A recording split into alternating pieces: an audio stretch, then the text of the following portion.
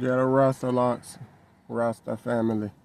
I bless up, one love, grand rising, peaceful day, sleep in Zion whenever you watching this.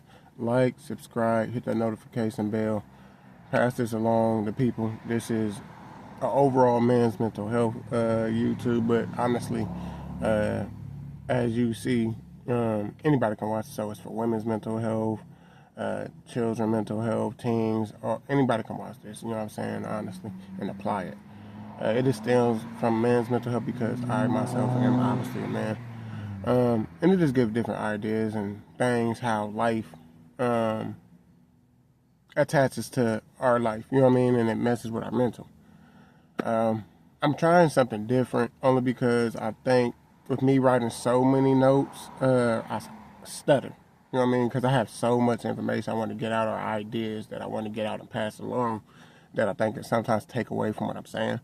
And maybe it's turning people off. I don't know. So, I mean, again, this is me stepping through it. First and foremost, we're about to start our new saga. We just had our first saga, the Monopoly board, 3-part saga. That's over. And then we just had a break. You know what I'm saying? Talking about good vibes and why you got to appreciate good times. And I'm sorry it may be boring to some, but it's a message behind it. And I say the same thing. If you need to get something to drink, get something to drink. If you partake in, you know what I'm saying, uplifting yourself, you know what I'm saying, do that. You know what I'm saying? I. But we about to throw it in, and first and foremost, I have to thank a brother, TC, for this idea. And he a good dude, you know what I'm saying? And just to give a description, because I love descriptions with love. Older white dude, you know what I'm saying? Cool dude, you know what I'm saying? And he made a comment on one of my videos, and he kind of just said the attack of the nuclear family, and I'm like, yeah, you absolutely right. This stems from the attack of them, the government, you know what I'm saying, to make us depend on the government that disrupted everything, and that's what we don't get. And then the rest of this crap is bullshit. Really, race isn't a illusion. You know what I'm saying? It's not because it's been so massive for so long. There is a problem within it, but that's what they want us to focus on. They want us to focus on a lot of things that are ideal to keep us separate instead of pulling us together. Because if we focus on separate, we're never going to come together. We got to talk about that sometimes because it just has to be done. So this is the attack of the nuclear family. Thank you, TC. Hopefully I'll do this justice. This will be a 3-part saga. For this first one, you know what I'm saying? Again, I'm going to try to do more bullet points and get into it. So for this first one, attack of the nuclear family, generational roots. And where did the family go as far as being broken? The second segment, we're going to talk about the cost on mothers and kids. Placement of laws and abandonment. Third segment is alone fathers. The most undoing to the most vital protector. Okay? So, segment 1, generational roots.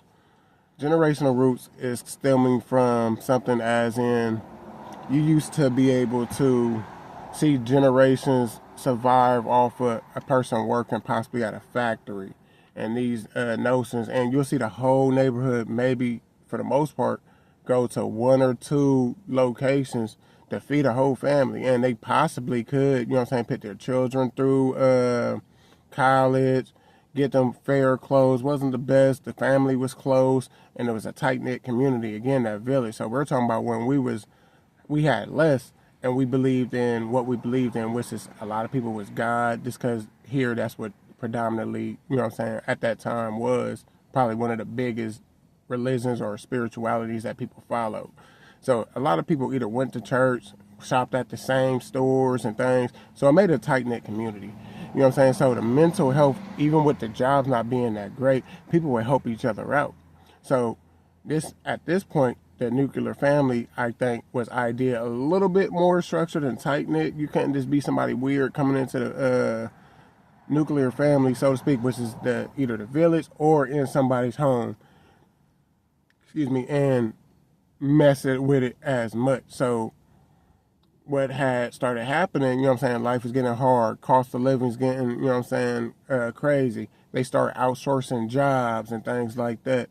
So if they outsource these jobs, now it's getting harder for people to maintain because now we're losing factory jobs. You know what I'm saying? So now we ain't got as much income coming in.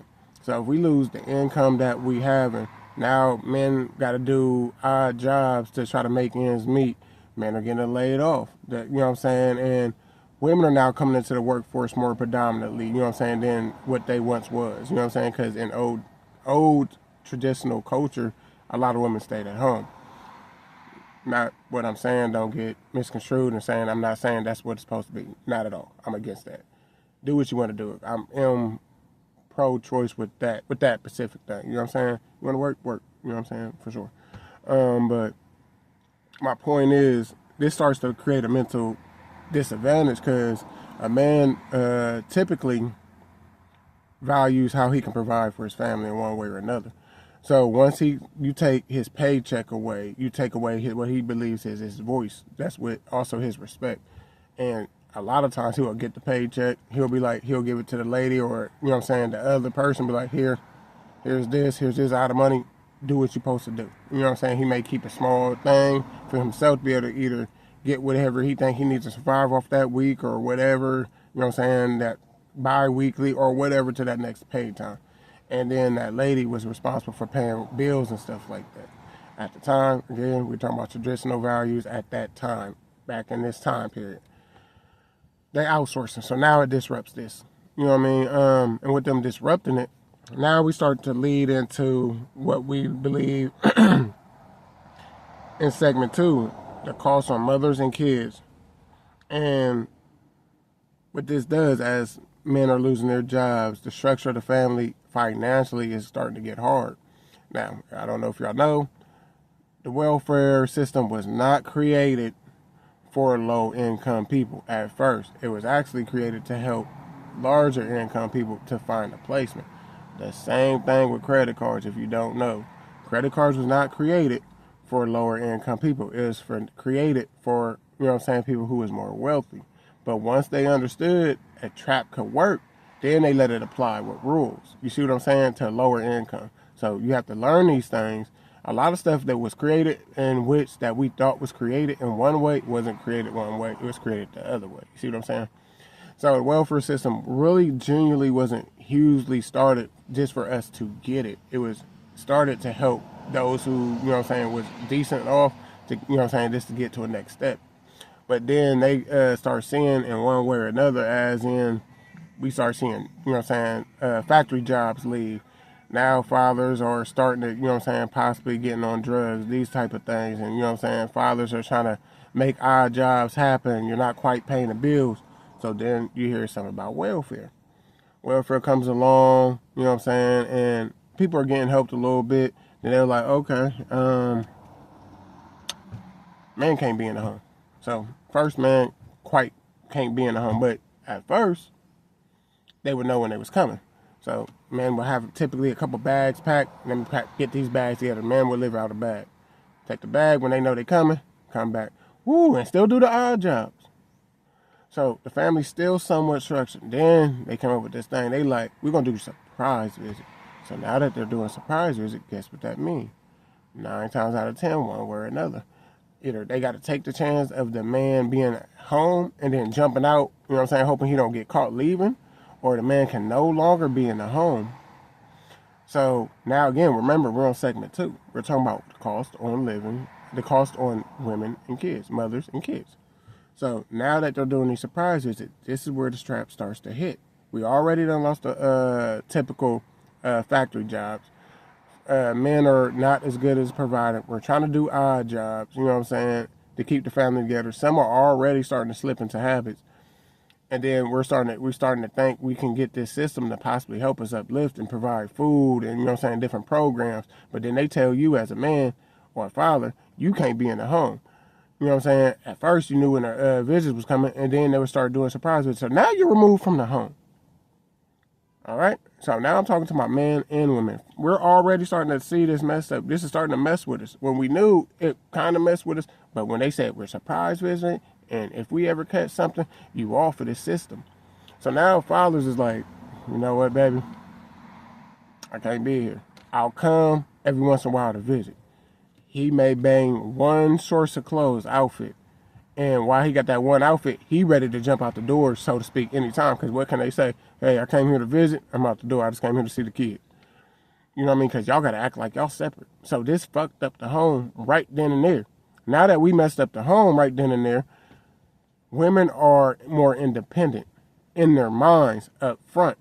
Because now you like, he going, the man know like, I got to, you know what I'm saying, leave for the betterment of my kids or my family and my lady at this, you know what I'm saying, because I can't provide. The system is providing better than what I am.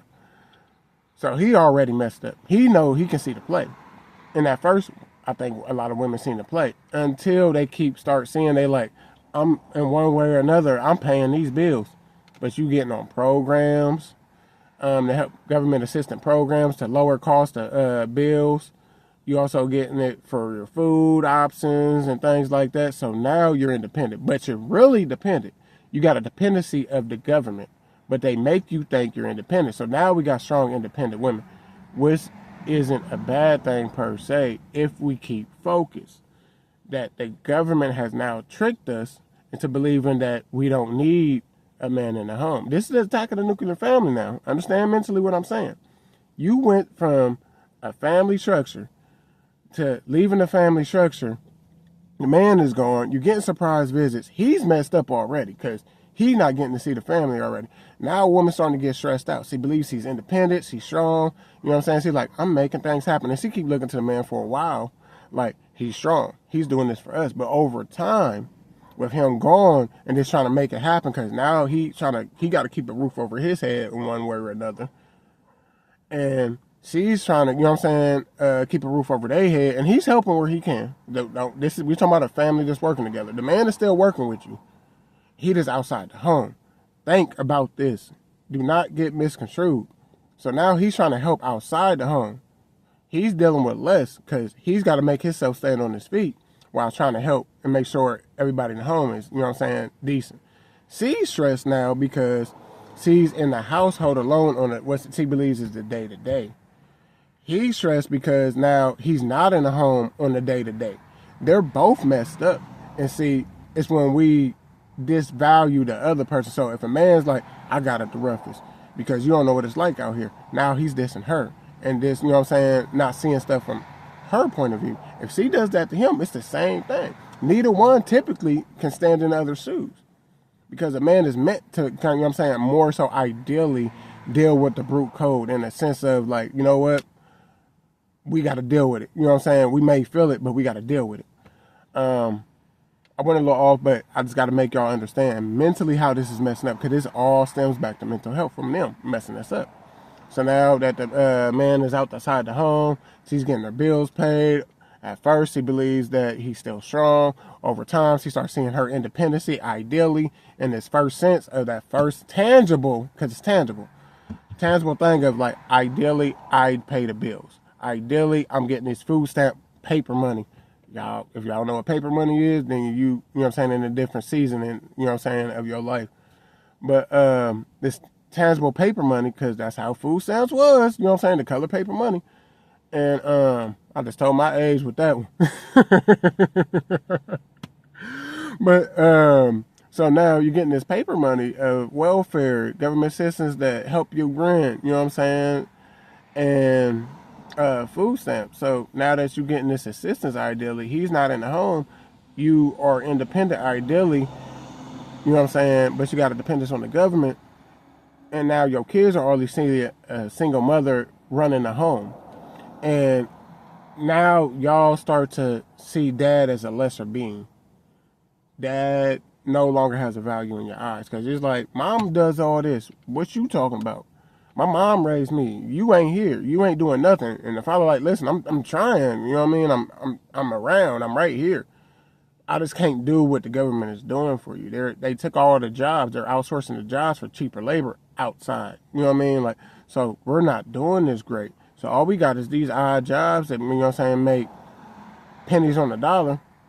And then, you know what I'm saying, we're trying to give to the family first and eat off the scraps as men, typically. If I'm wrong, say it down in the comments. But it's imperative to have these talks. So now we're going through this structure. So now we're going to go into segment 3. So I'm going to just kind of let you know what we just talked about. So, generational roots is how we started. The good family, you know what I'm saying? Everybody kind of sticking together. We able to have decent jobs. We budget right. He gets the check to the woman. We getting kids through college, school, trade school, this, that, another.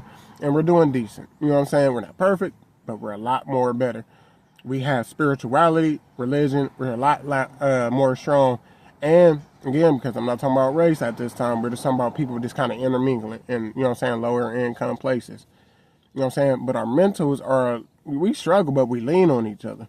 They start to chop it up, push men out the home, give women this independency, which is really a dependency of the government. So you lose interdependency of each other in the home, man, women, family. Interdependency with independency, because y'all independent, but y'all find interdependency. He's gone, you think you're independent, but you're dependent of the government. He's over here somewhere, okay? That's the first 2 segments. The kids is now watching and seeing all this, so they take the most trauma because they don't understand. They never understood what this was.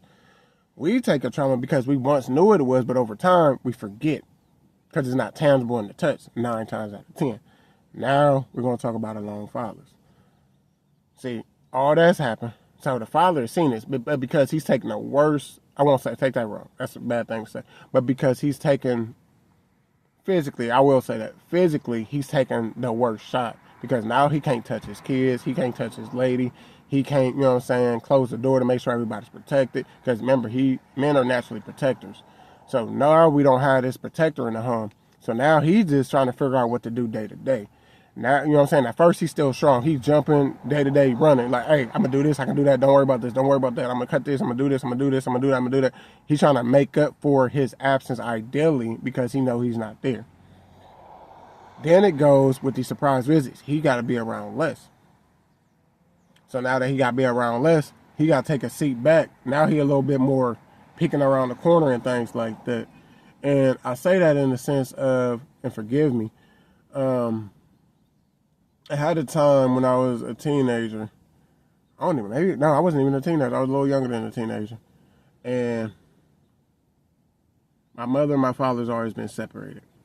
As far as I know. You know what I'm saying? At least my lifetime, I never knew of them to being together.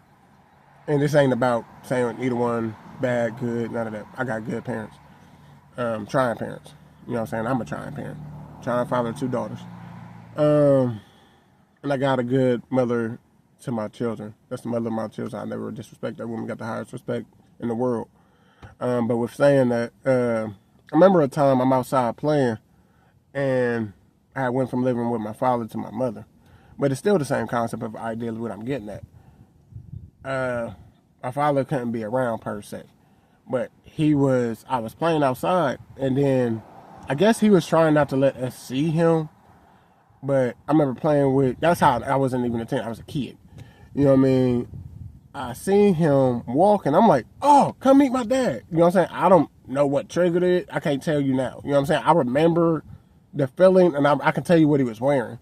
He had this almost like dark blue outfit on. Like he just came out of factory job almost. You know what I'm saying? That wasn't the case, but you know what I'm saying? This is an idea. You know what I'm saying? Facial hair, he got his hair together. You know what I'm saying? He kind of got this hat low, and he just walking. Like, you know what I'm saying? And I say something to him, but he keep his head down. And he says hi, then he like kind of gets off. You know what I'm saying? I'm like, and I ain't per se think nothing. I got to say hey to my dad and keep moving. You know what I'm saying? So I per se didn't think nothing of it. But for him, I think it was a walk of shame. But me being grown, I understand it. You know what I'm saying? It was just him checking and not trying to cause issues. And depending on what was going on, no matter what, this is what man was going through. And do go through. You know what I'm saying? So he's disvalued. You know what I'm saying? Now we're talking about men possibly slipping into habits. Because now you don't get to see your kids. You wonder if the lady's protected, everything. So now what does that lead to? Substance abuse. Some fall into a strong thing where they go into a spirit thing or a religion or a cult. And they throw themselves into it. And then they lose the practice of their self-awareness because they're looking for a leader to give them a voice and an answer to everything in a vessel. They're looking for a physical vessel to give them an answer to everything instead of looking up to God, which is me, Jah, Rastafari, I and I. And we lose that. Some get into a substance abuse, which could be alcohol, sexual addictions. It could be drug abuse. You know what I'm saying? These are just some. So now we're on these drugs. We're abused. We're not home. We're taking that on ourselves. And men end up between sometimes unalive in one way. They can't come back from it. And then again, the man is already devalued, taken out of home, stripping. That's an attack, isn't it? Now, how does this wrap up? Men feel devalued at this time. Let me start that right. Start that wrong. We had a strong family structure. Things were taken away, which is our strong jobs. Now men are devalued. Women carrying the load, stressed out, have to take care of the kids. Forgot that the father was pushed out, thinking she's independent. With a dependency, he loses his voice, and the kids no longer like daddy. So now he leaves until hurting himself. He has nothing else. This is a version of an attack of the nuclear family. This is part one. Hopefully I made part one justice and did justice with it, you know what I'm saying, and with good faith. I did it right. Hopefully, TC, I did this segment right. This is a 3-part saga. This next part I'm going to be actually rapping with my brother face to face and kind of just get ideas, because what made him come up with the idea I think is interesting.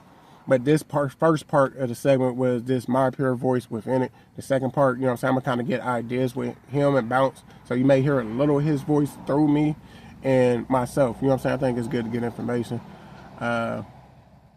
Appreciate all the mothers and fathers. So thank you, Mom, for trying your best to make sure I'm the man that I am now. Thank you, Father, for doing your best to help me get to that man I am now. To the village that, you know what I'm saying, make sure I was here and there in the right way to try to do the right thing for here now. I'm going to wrap this up. Got a Rasta Locks part 1 of the 3-part saga. And I'll be sitting down. Like, share, subscribe. Really do this, man. We really putting information out there. And man, again, it stands for man's mental health, but if you see, I just talk to everybody's mental health. All right, now, spiritual alignment. So when you see me doing all this, you know what I'm saying, I'm just saying spiritual alignment.